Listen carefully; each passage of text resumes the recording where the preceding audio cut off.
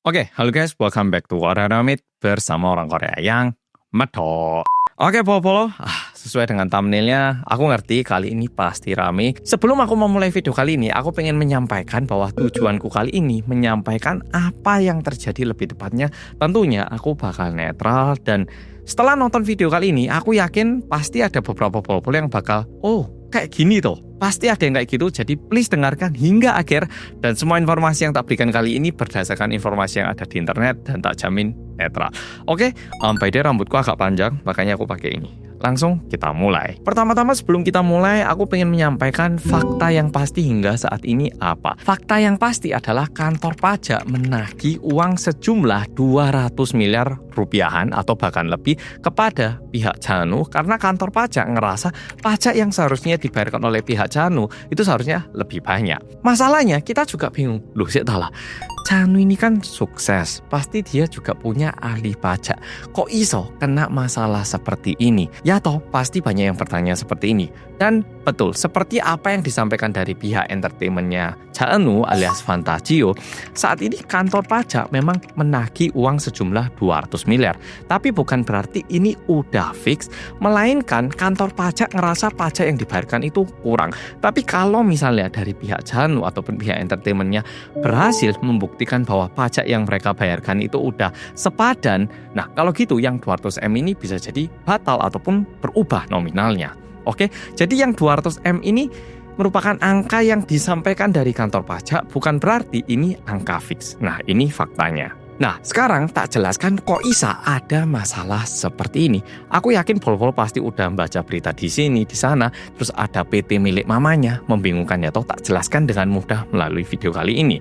Nah, gimana sih Janu itu menghasilkan uang? Janu ini berada di bawah entertainment yang bernama Fantagio. Berarti apa?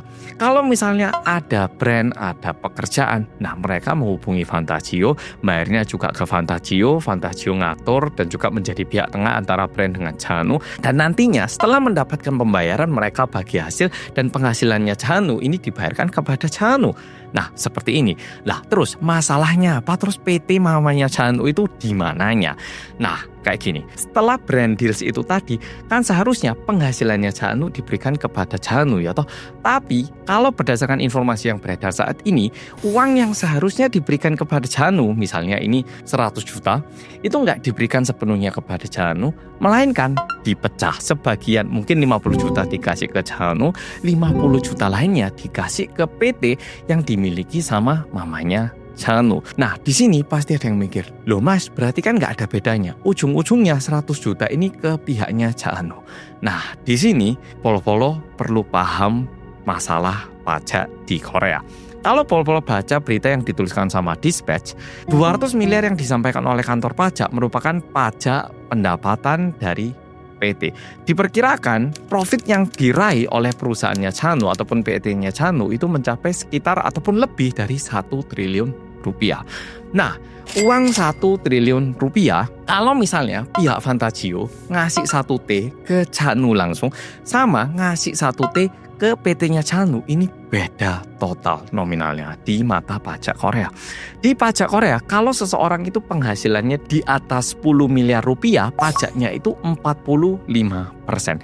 Yang berarti kalau 1T ini dikasih ke Janu, pajak yang harus dibayarkan sama Janu itu 45% dari 1T. Oh, belum selesai. Ada 4,5% tambahan untuk pajak daerah. Jadi 45% dibayarkan ke negara, 4,5% ke daerah tempat kamu tinggal. Jadi dari 1T pajak yang dibayarkan mencapai 49,5%.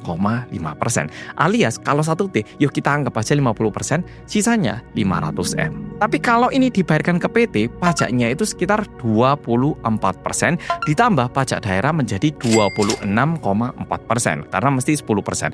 Nah, berarti 1T kalau misalnya dikurangi 26,4%, sisanya sekitar 736 miliar. Jadi yang satu sisa 500, yang satu sisa 736. Bedanya sekitar 236.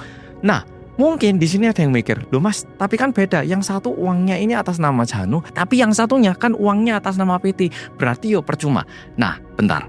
Sebenarnya lumayan banyak artis-artis di Korea yang menerima pendapatan mereka dalam bentuk PT karena pajaknya lebih rendah. Lah, emangnya buat apa? Yo, pertama untuk mengurangi uang yang dibayarkan. Yang kedua, bayangkan 200 miliarnya ini, kalau dibayarkan ke Janu langsung sisanya cuma 500 miliar. Tapi kalau dibayarkan ke PT, sisa 200 miliarnya ini mungkin bisa digunakan untuk investasi properti, beli mobil, dan mungkin investasinya ini bisa menghasilkan uang lebih banyak lagi. Dan ini sebenarnya lumayan umum dilakukan oleh para artis-artis di Korea. Ya karena pendapatan mereka gede, mau membayar pajak 50% atau 26,4%. Jauh ya toh? Nah, di sini pasti Polo tanya, loh mas, tadi kan barusan Mas Hansol bilang di Korea itu banyak artis-artis yang melakukan hal-hal seperti ini.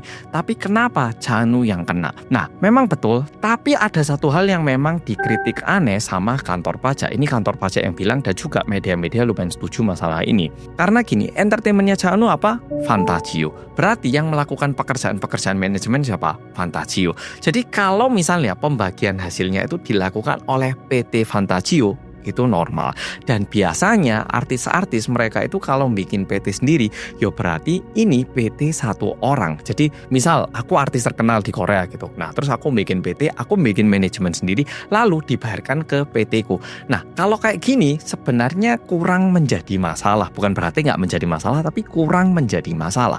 Nah masalahnya karena Fantagio-nya ini entertainment, lalu sebagian dibayarkan ke Janu, sedangkan sebagian dibayarkan ke PT milik mamanya dengan alasan jasa manajemen. Sehingga dari kantor pajak ngelihatnya, loh, lah manajemennya kan Fantagio, lah kok ada manajemen lain lagi? Loh, ini jangan-jangan cara untuk menghindari pajak ini. Nah, itu merupakan satu pandangan yang lumayan dipermasalahkan di dalam konteks permasalahan ini. Jadi kalau misalnya tidak ada Fantagio dan entertainmentnya itu PT milik mamanya langsung, mungkin ini tidak menjadi masalah. Nah, ini yang pertama. Dan yang kedua adalah PT-nya. Kalau misalnya PT-nya ini benar-benar pekerja lebih, benar-benar memberikan jasa layanan manajemen, mungkin pembuktiannya lebih mudah ataupun ya tidak menjadi masalah gitu. Nah, yang menjadi masalah adalah PT-nya ini pernah didaftarkan di alamat restoran mamanya Janu, sehingga dari kantor pajak, loh saya tahu lah katanya manajemen, lah kok ini kok alamatnya di restoran milik mamanya Janu. Wah ini berarti paper company alias kantor bodong gitu, hanya untuk menghindari pajak. Nah ini yang membuat kantor pajak juga merasa kalau PT-nya ini sebenarnya tidak memiliki fungsi manajemen dan fungsinya hanya untuk menghindari pajak. Nah, itu pandangan dari kantor pajak. Dan sebenarnya kasus seperti ini Janu bukan yang pertama. Sebelumnya juga ada beberapa artis yang kena, tapi nggak sebesar Janu, sehingga kayaknya nggak sempat menjadi masalah sebesar ini. Cuman dengan kejadian kali ini juga terkesan kayak kantor pajak itu memberi peringatan kepada artis-artis ataupun orang-orang yang terkenal. Buat artis-artis yang penghasilannya tinggi, kalian jangan coba-coba mainin pajak dengan cara menggunakan PT untuk menghindari pajak kalian. Kalau ya, hati-hati loh, kamu bisa jadi kayak ini. Nah, ada juga media-media yang bilang kalau Janu ini digunakan sebagai satu aksi untuk menakut-nakuti artis lain biar artis lain tidak melakukan hal yang sama. Dan yang ketiga, kalau misalnya PT yang dimiliki mamanya ini memberikan layanan jasa manajemen, seharusnya pembayarannya nggak setinggi itu ya toh. Karena kalau brand deals, bayaran yang besar kan porsinya ya tentunya ke Janu dan juga jatah lain yang merupakan jatah manajemen gitu. Nah terus kenapa PT ini diberikan uang sebesar ini? Nah tentunya kita nggak tahu nominal pastinya berapa, tapi itu yang menjadi kayak pertanyaan yang dilontarkan oleh kantor pajak. Nah, jadi simpelnya kayak gitu. Istilahnya kantor pajak itu ngerasa, loh, lah, Janu, kamu ini punya manajemen namanya Fantagio, kamu udah bagi hasil, loh kok di sini kamu bagi hasil lagi ke PT milik mamamu sendiri? Wah ini jangan-jangan kamu mau menghindari pajak ini. Nah ini yang menjadi masalah. Karena jujur kalau dibayarkan ke PT, uangnya ini jadi lebih fleksibel lagi. Misalnya PT-nya beli rumah lalu disewakan gratis kepada pemilik saham ataupun kepada artisnya. Jadi memang rumahnya itu atas nama PT tapi ditinggali gratis. Atau beli mobil-mobil mewah atas nama PT dengan alasan untuk kerjaan tapi digunakan secara pribadi misalnya. Nah kayak gini ini merupakan hal yang sering dilakukan oleh PT-PT di Korea. Dan aku yakin banyak PT-PT besar yang juga melakukan hal ini. Cuman artis-artis ini terkesan nominalnya lebih besar dan kayaknya terkesan mungkin loh ya banyak artis-artis lain yang melakukan hal ini dan mungkin kebetulan apa yang dilakukan Cha Eun-woo ini terkesan kayak menghindari pajak makanya dipermasalahkan. Nah udah gitu yang bikin kasusnya ini juga agak rame adalah bahkan ada juga pernyataan-pernyataan yang bilang bahwa kantor pajak itu menyampaikan masalah ini setelah Cha Eun-woo masuk ke Wamil. Jadi terkesan hal ini itu sebenarnya udah kayak menjadi masalah sejak tahun lalu tapi tidak diberitakan kepada publik hingga saat ini menunggu Cha Eun-woo masuk ke Wamil. Udah gitu, di tanggal 23 Desember tahun 2025, PT yang dimiliki oleh mamanya Cha Eun-woo ini alamatnya sempat pindah dari alamat restoran mamanya ke salah satu kantor yang ada di Gangnam. Nah, ini juga membuat orang-orang jadi mikir, oh ini mungkin tahun lalu mereka udah kena peringatan, makanya alamatnya dipindahkan ke tempat lain untuk mengurangi rasa curiga yang dimiliki sama kantor pajak. Sehingga ada juga beberapa orang-orang yang bilang, oh jangan-jangan Cha Eun-woo ini masuk militer dengan tujuan menghindari keramaian dari publik. Jadi kalau misalnya sekarang nggak Wamil, mungkin kan banyak hate comment gitu. Tapi kalau sekarang udah masuk ke Wamil, istilahnya kan lebih terisolasi. Jadi ada juga orang-orang yang bilang, oh Cha Eun-woo ini bukannya mau Wamil tapi mau sembunyi. Nah ada juga yang bilang seperti itu. Jadi hingga saat ini sebenarnya belum ada kepastian 100% yang bilang kalau Cha Eun-woo ini menghindari pajak atau gimana. Kita belum tahu. Namun banyak juga pihak-pihak yang bilang kalau kantor pajak udah bilang kayak gini, pasti ada sesuatu yang bisa dipermasalahkan gitu. Nah itu yang menjadi sedikit keramaian saat ini. Udah gitu brand-brand yang melakukan kontrak panjang sama Cha Eun-woo juga tidak menunjukkan lagi iklan mereka bersama Cha Eun-woo sehingga terkesan kayak semakin kayak gini gitu. Tapi untuk ini kita nggak tahu bagaimana ini bakal berakhir dan masalah pajak ini memang susah. Aku juga bukan ahli pajak. Jadi ini yang bisa aku sampaikan. Nah jadi video kali ini kayak gitu. Mungkin satu hal yang polo-polo jadi tahu adalah pajak pendapatan di Korea setinggi itu. By the way, karena pendapatannya Cha Eun-woo ini memang setinggi itu, mungkin nggak kerasa. Tapi kalau misalnya polo-polo kerja di Korea dengan pendapatan yang normal, di luar pajak pendapatan itu juga ada asuransi kesehatan wajib dan ini mencakup 8% dari pendapatan polo-polo dan angka tertingginya per bulan itu 65 juta rupiah. Jadi bayangkan kalau misalnya polo-polo menghasilkan uang 5M, pajaknya 2M, udah gitu biaya asuransi kesehatannya 8% dari 5M itu. Berarti asuransi kesehatannya sekitar 40 juta Korea won dibagi 12 bulan. Per bulannya sekitar 3-4 juta Korea won alias sekitar 30 hingga 40 juta. Jadi bisa jadi ngerasa pajaknya itu 45% tambah 4,5% tambah 8%. Jadi pajak pendapatan di Korea itu gila.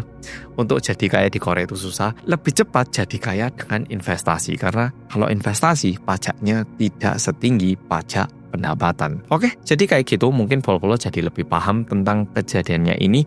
Jadi bukan berarti aku mau bilang Cha Eun-woo ini jahat atau gimana, tapi aku pengen yang tahu kasus ini tahu jelasnya apa yang terjadi dan kenapa yang ini dipermasalahkan padahal mungkin ada artis-artis lain yang melakukan hal yang mirip. Sebelum aku mengakhiri video kali ini, ada satu hal yang pengen tak bahas juga. Kalau berdasarkan Dispatch, mamanya Cha Eun-woo itu punya 2 PT yang sebenarnya melakukan hal yang mirip gitu. Dan di situ gaji mamanya itu dikabarkan tertulis nilainya itu 18 miliar rupiah. Dan tentunya ini kena banyak pajak. Yang lebih mengagetkan, nanti kalau mamanya Cha Eun-woo mau ngasih uang ke Cha Eun-woo itu kena lagi pajak sekitar 30 hingga 40%. Jadi dan sekitar 5 tahun yang lalu kan salah satu shareholder Samsung terbesar yaitu Lee Gon-hee meninggal ya, dan ini dioperkan kepada anaknya.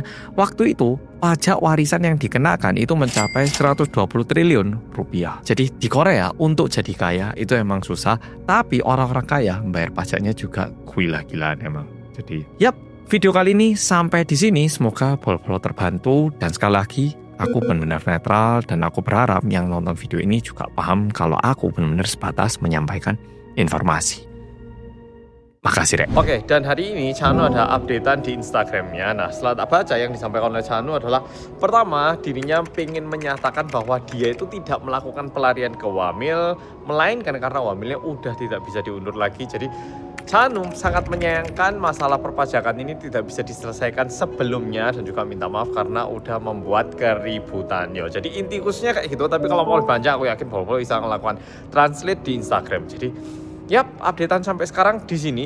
Jujur kalau dibilang ada hal-hal yang lebih kecil, iya. Cuman kalau garis besarnya kayak gini. Oke, jadi itu tambahan info untuk hari ini tanggal 26 Januari tahun 2026.